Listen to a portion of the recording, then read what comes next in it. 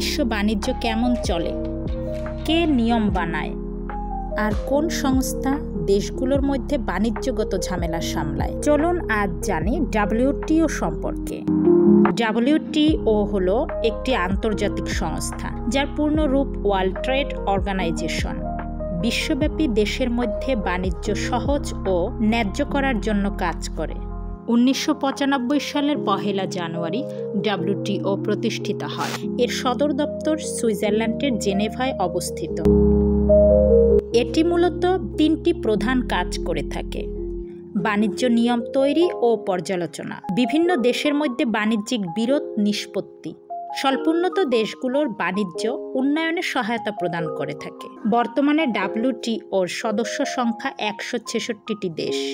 সর্বশেষ সদস্য দেশ হল পূর্ব তিমুর। বাংলাদেশ WTOর সদস্য হয় 1 জানুয়ারি 1995 সালে। সংস্থাটির সর্বশেষ অর্থাৎ 13তম সম্মেলন অনুষ্ঠিত হয় সংযুক্ত আরব আমিরাতে 2024 সালে। এটির বর্তমান মহাসচিব এনগোজি ওকোনজো আইওয়েলা। WTO একদিকে উন্নয়নশীল দেশগুলোর বাণিজ্যিক সুবিধা দিলেও সমালোচকরা বলেন WTO ধনী দেশগুলোর পক্ষে বেশি কাজ করে। তবে এটি একটি আন্তর্জাতিক ফোরাম যেখানে দেশগুলো নিজেদের স্বার্থ রক্ষার সুযোগ পায়।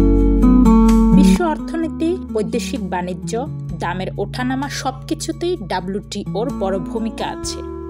তাই তরুণ প্রজন্মের উচিত WTO সম্পর্কে ভালোভাবে জানা ও বোঝা। WTO সম্পর্কে আপনার কী মত কমেন্ট করে জানান। আর ভিডিওটি ভালো লাগলে অবশ্যই লাইক দিন, শেয়ার করুন এবং তথ্যের ঝর্ণাতে সাবস্ক্রাইব করুন।